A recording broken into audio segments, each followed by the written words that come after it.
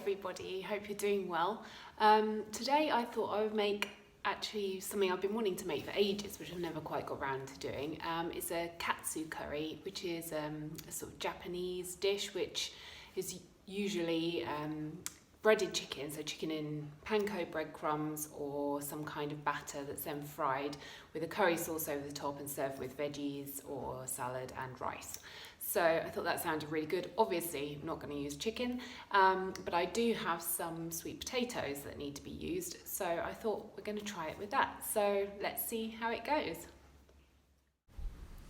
I've got one large sweet potato here, which I've cut lengthways into slices of about 1 centimetre thick.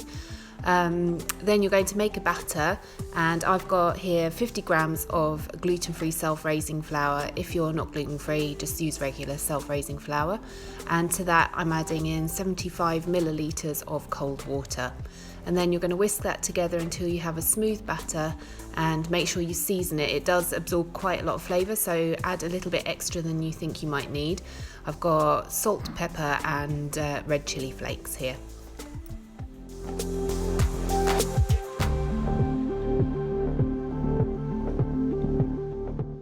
Once that's all mixed together, you're going to coat your sweet potatoes.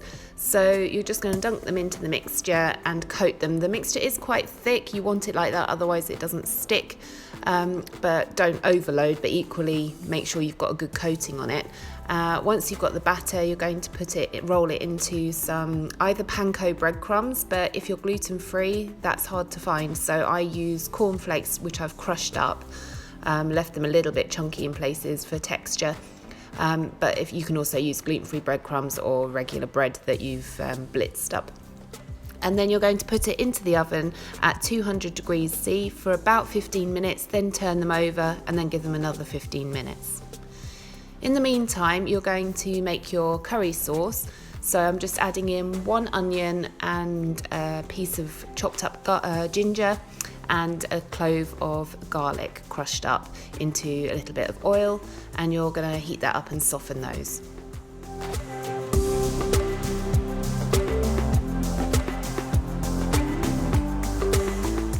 Once that's all nicely softened, you're going to add in a teaspoon of curry powder. To that you're going to add in 1 tablespoon of gluten-free soy sauce or tamari sauce. And then add in 1 tablespoon of sweet chilli sauce.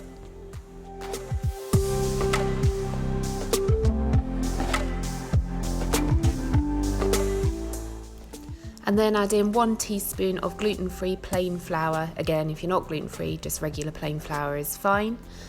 And then you need about 100 millilitres of cold water, and you're going to add a little bit to start to make sure that the flour doesn't go lumpy, and then add in the rest, and you should get a really lovely glossy smooth sauce.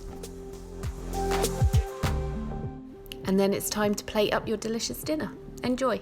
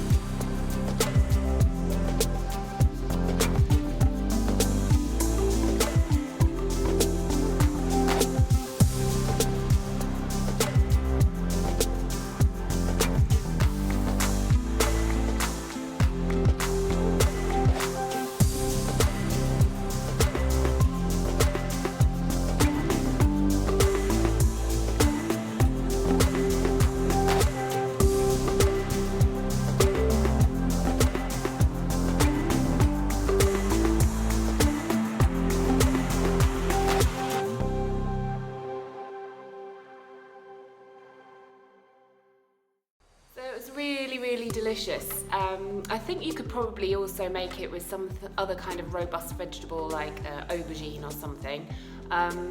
The potato works really well because it stays quite firm and holds its shape, so you don't want anything watery like a courgette or something like that.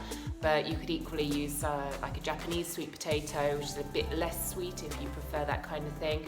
I didn't find it too sweet with a regular sweet potato, and I don't particularly like sweet things, so for me it worked really, really well. Let me know if you try the recipe. You can tag me in on my Instagram page or Twitter. It's at SusieBeckA, details here. You can subscribe to this channel if you would like to, and click the bell button to be notified. And yeah, that's it for today, and I will see you for the next recipe. Have a great day, have a lovely weekend.